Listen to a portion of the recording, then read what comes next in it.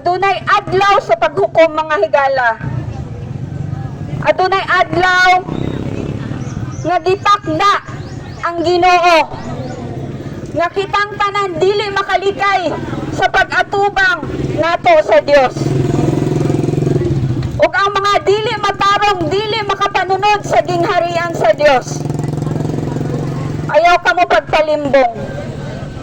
Ang iya sa Ginoo nagkinabuhi nga matarong. Ang iya sa Ginoo gikamuhian ang pagpakasala.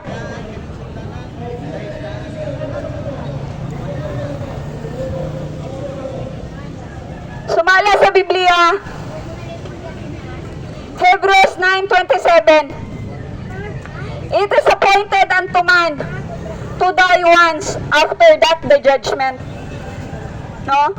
Gitakda sa matag usa ka nato ang mamatay, humaniana ang adlaw sa paghukom. God wants us to repent for all our sins.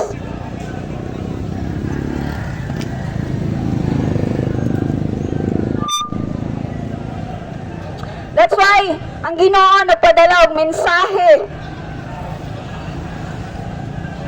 No? Nagamit siya og tawo.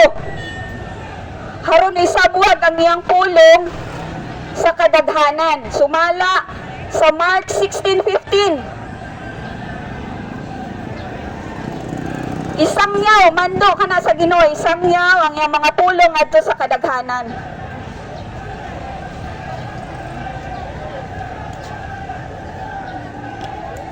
That's why na ako din mga higala.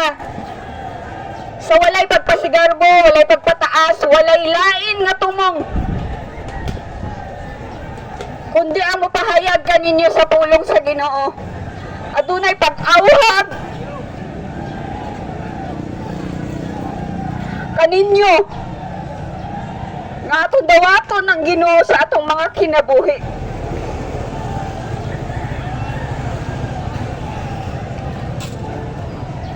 Kaya dunay paghukom mga higala. Humani ning kinabuhi mga tubang kita sa Dios. Dili kita makalikay sa kamatayon ingon man sa adlaw sa pag-atubang nato sa Ginoo.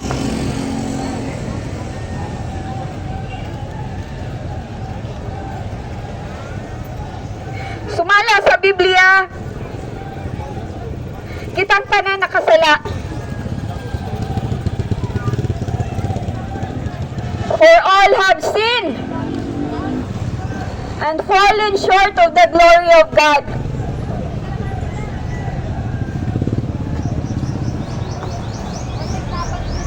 Romans 3:10, no one is righteous, no, not one. We need a Savior, mga higala. And He is Jesus. Na siya mga mensahe. Si Jesus, wala siya nagtudlo na magpakasala ta dinhi sa kalibutan. Si Jesus, nagtudlo siya nga talikdan og biyaan nato ang sala nining kalibutan. First nga samyaw ni Jesus, hatong nag-start siya og panangyaw kaniadtong biyanhi siya dinhi sa kalibutan. Ang iya tawag sa mga katawhan kaniadto pag hinulsol ka mo, kay hapit na ang pagbalik sa Ginoo.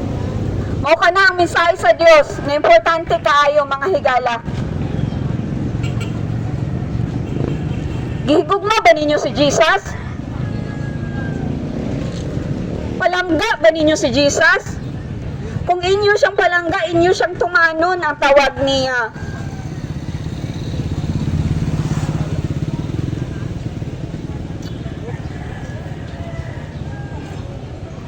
Walay lain nga gusto ang Ginoo nato mga higala, kundi ang kaayuhan nato.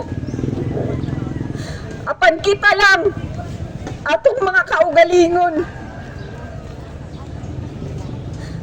Mo'y dili gusto mo sunod sa Ginoo. Gusto natong kadaot.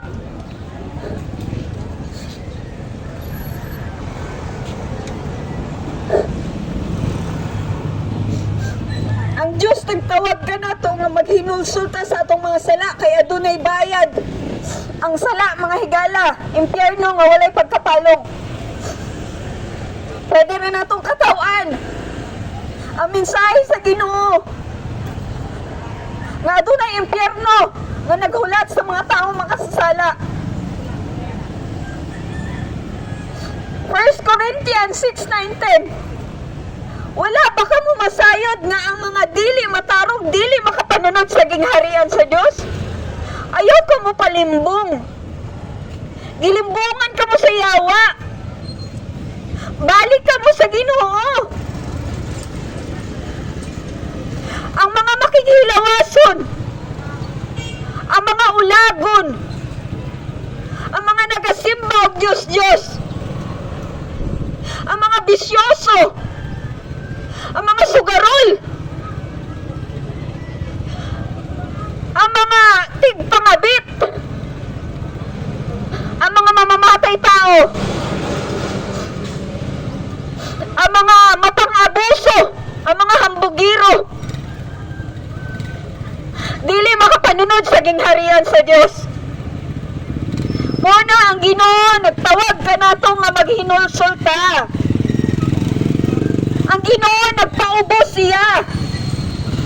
Usa lamang siya kakarpentero. Biskan Ginoo siya. Pero ang tao nagpakaginoo sa iyang kaugalingon. Ingana tao no? Grabe ka hambog. Gusto mo taas. Labaw sa Ginoo.